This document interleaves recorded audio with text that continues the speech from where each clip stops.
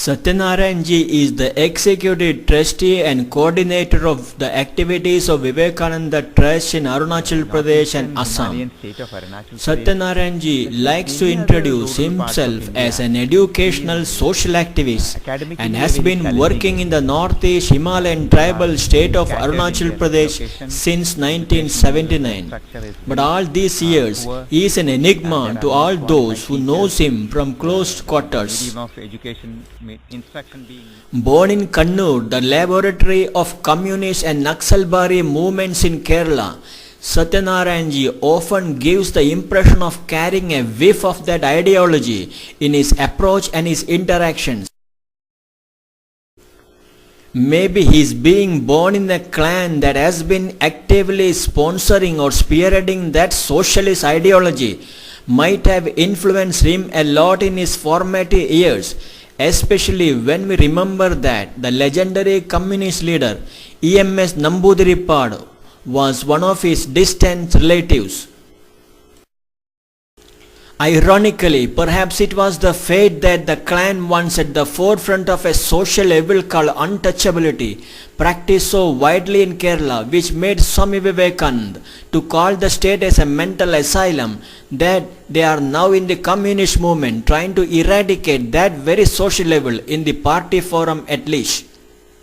But later, in the writings of Swami Vivekananda, Satyanarayan Ji started seeing another aspect of a Hindu socialism called spiritual socialism get mentioned in the Srimad Bhagavad Gita, where one's efforts are directed for the well-being of Mother India, the people and one's own inner self in place of state and physical well-being of his proletariat.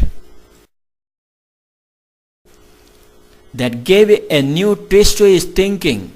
His in-depth study of Gandhian writings on Swadeshi and Gram Swaraj made him a man with frugal habits, an habit he still steadfastly follows with a lot of joy even now. Satyanarayan Ji had his preliminary schooling at different places in Kerala and Tamil Nadu thanks to his father's profession. A meritorious student in his school days, he graduated from Bombay University. Completing a diploma in journalism, he also got masters in linguistics from Bombay University. Such was his hunger for learning.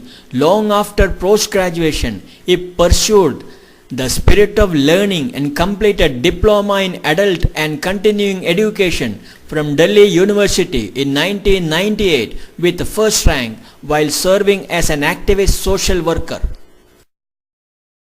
After completing his studies, he joined LIC as an assistant in 1972-73, only to leave that work and join Income Tax Department Bombay in 1973 as an inspector of income tax, where he mostly worked as a training organizer in Direct Taxes Regional Training Institute till he resigned the job in 1979.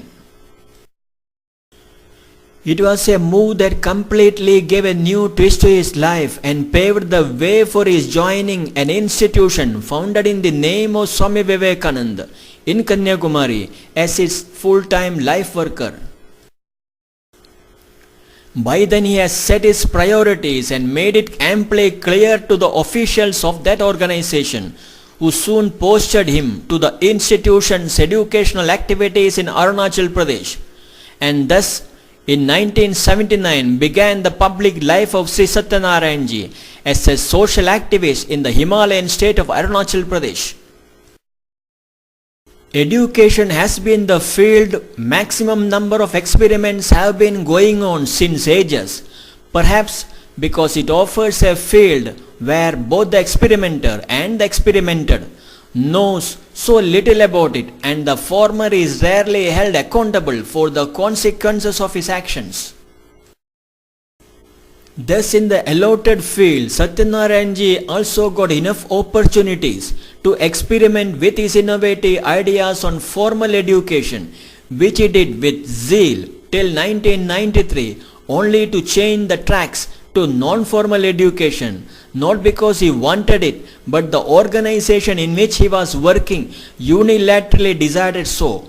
a move that later resulted in his parting ways with that organization.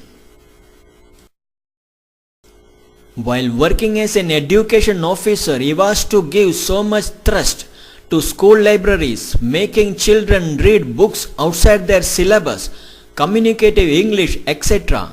Perhaps it was influenced by his school and college time hobbies, where he was an avid reader of books and library enthusiast. That often made teachers of other subjects watch him with suspicion.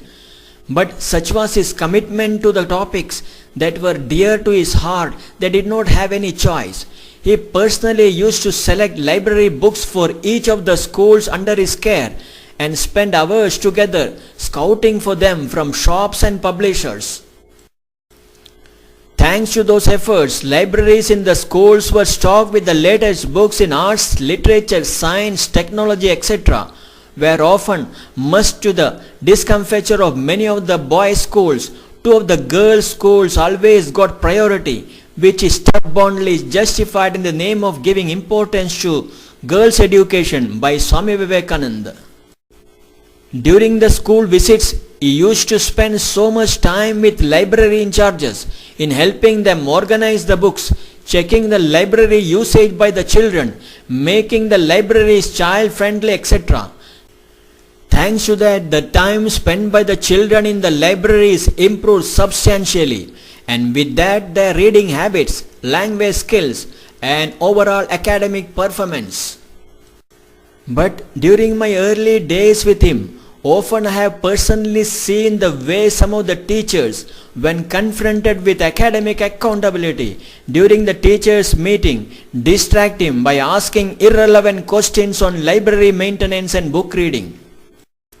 But such was his interest on the subject and innocence about the issues. He used to become vocal when discussing about it, not knowing the trap he was led to. Right from college days, Satyanarayan was keenly interested in writing popular science articles for the young in the newspapers and children's magazines in English and Malayalam. After joining the organization, not only he pursued that hobby, but gave a new dimension to it by treating even simple letters, circulars, etc. as pieces of journalism and literature and trying to produce masterpieces out of them. All this he did even as he was blissfully unaware that most of those masterpieces found its place only in some dust-filled files, with most people either disinterested to read and enjoy or cared to follow what was mentioned therein.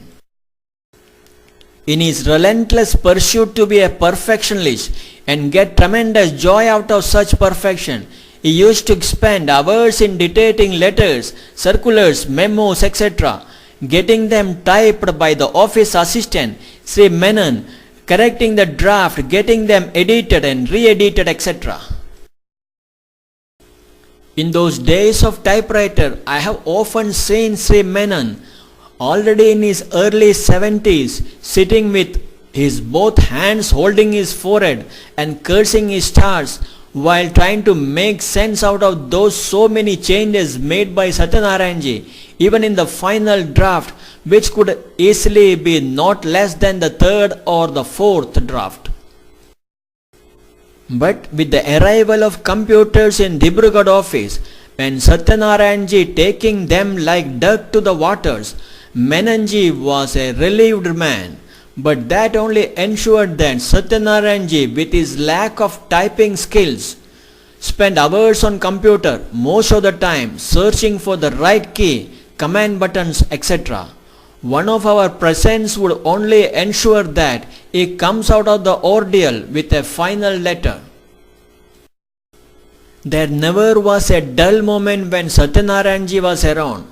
Often I felt that it was out of his strange logic and ways of saying things differently that makes him defend every decision that he takes. For the uninitiated, it would be a sure recipe for disaster to enter into any debate with him. I for one often refrained from picking up one and left him to carry out the things to their logical end and get enriched with the outcome.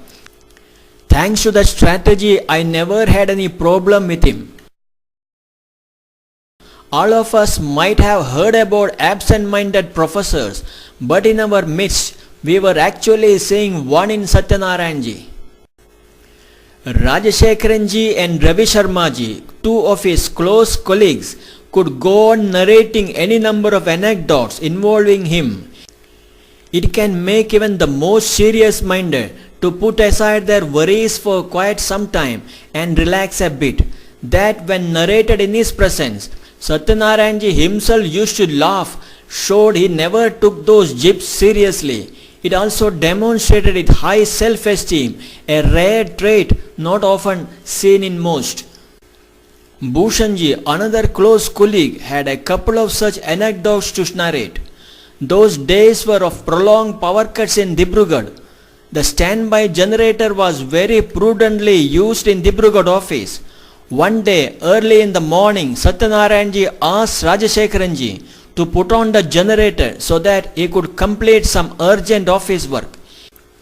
Seeing the seriousness of the request, it was promptly complied with, only to find later that Satyanarayan was blissfully doing yoga and pranayam under the generator lights.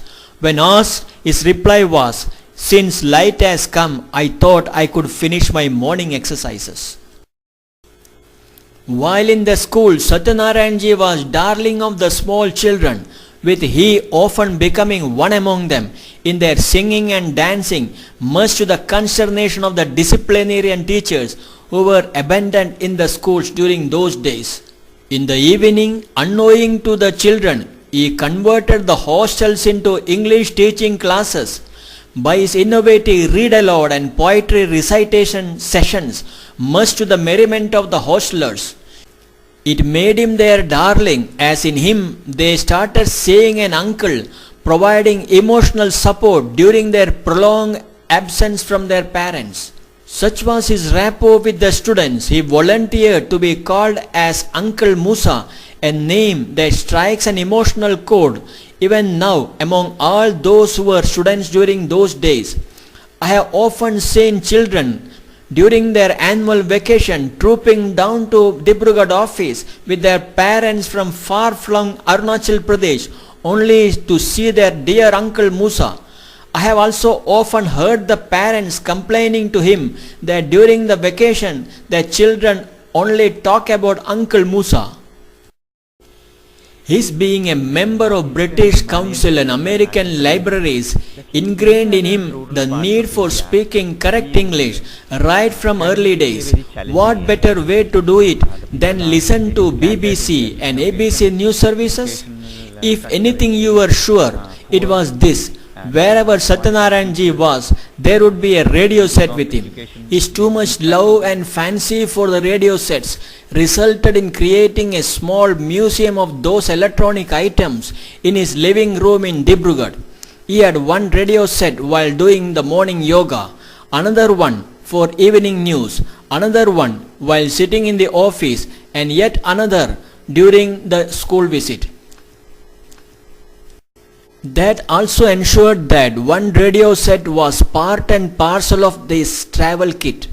But he alone knew which radio need to be taken during the school visit.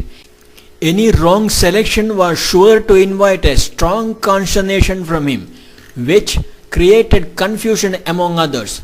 Unable to decide which one he would be carrying during his school visit, Sri Gurung, the senior most driver, often used to shrug his head, pointing to those radio sets and remark, "Gali khane ka cheez hai," meaning these radio sets bring trouble for me.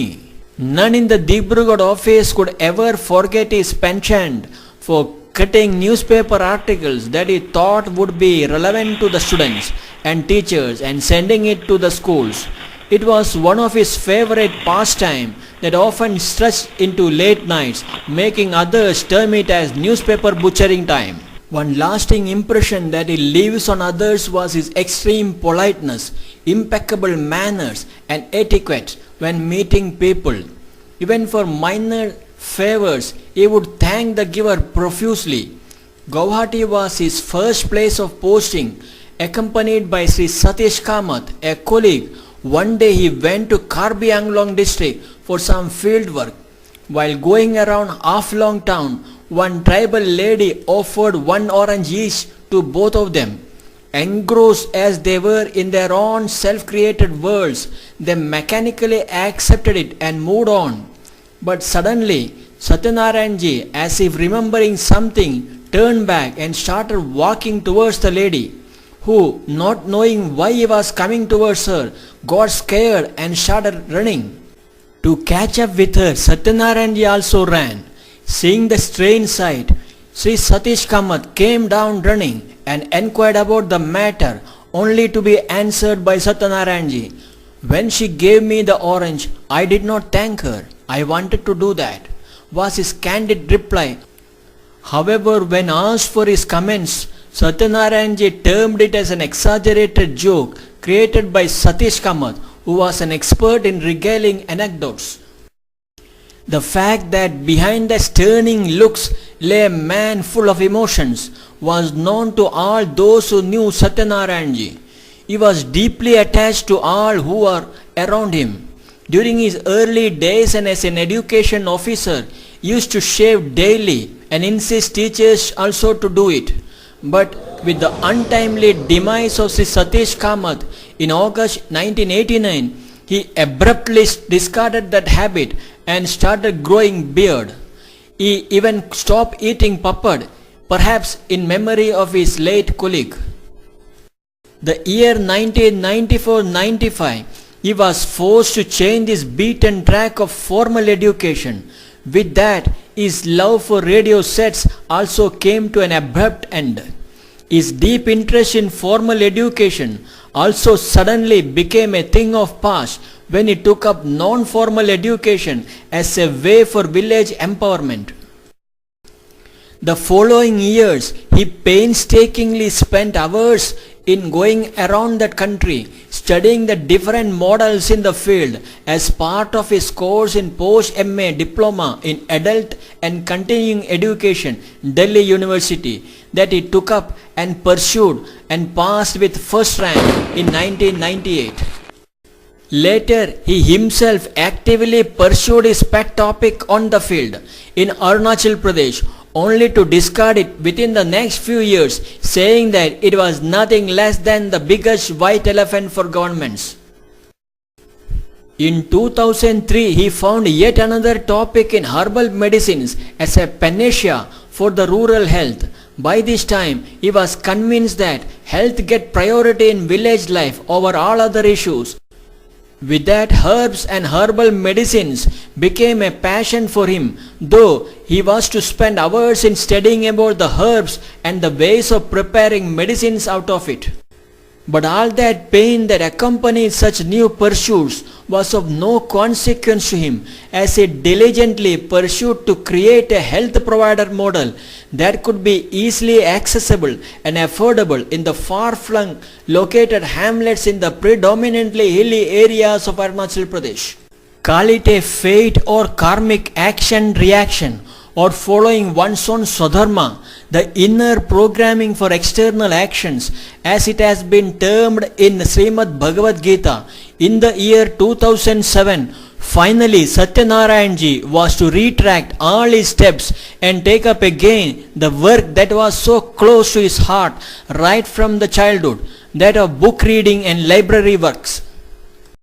Thus, on May 19, 2007, at Teju, the first children library, the first of its kind in entire Arunachal Pradesh, was started by him with active support from the local administration. The library, a unique gift to the children of Lohit district from the Association of Writers and Illustrators for Children, AWIC, New Delhi, and sponsored by IBBY, their international associate, was earlier received at Delhi by Sri Chauna Main, the then Education Minister of Arunachal Pradesh.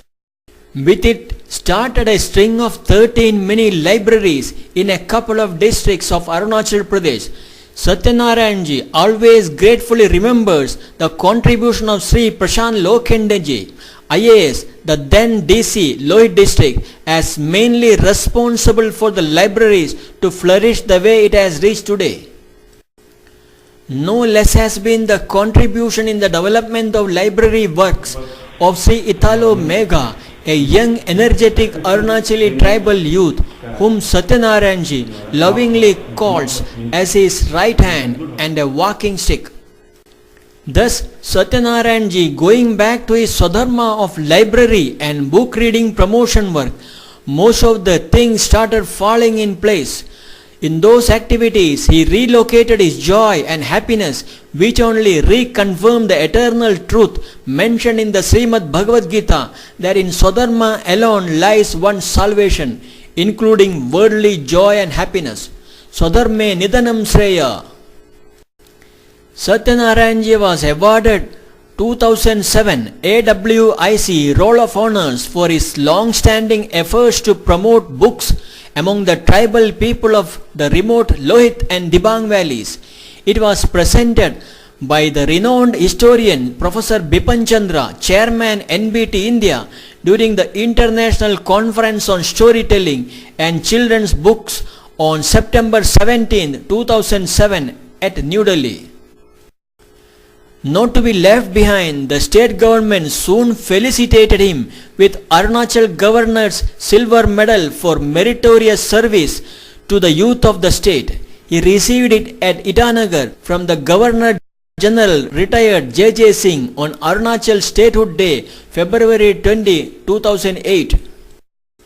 With his feet firmly rooted on his pet subject, he soon started all the related works like storytelling, book read aloud sessions, poetry reading sessions, book exhibitions, book review for senior students, etc.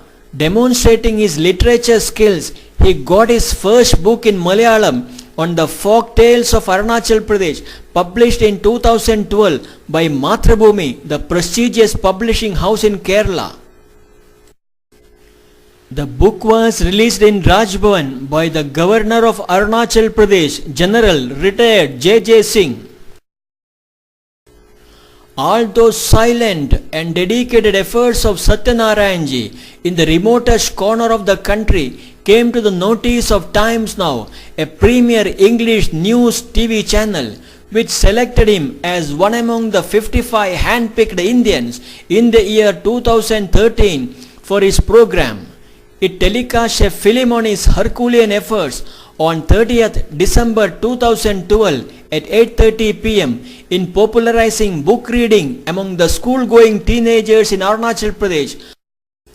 In him, one can easily see the impact of the clarion call of Swami Vivekananda, who said, "Lay down your comforts, your pleasures, your name, fame or position, nay even your lives, and make a bridge of human chains over which millions will cross these oceans of life.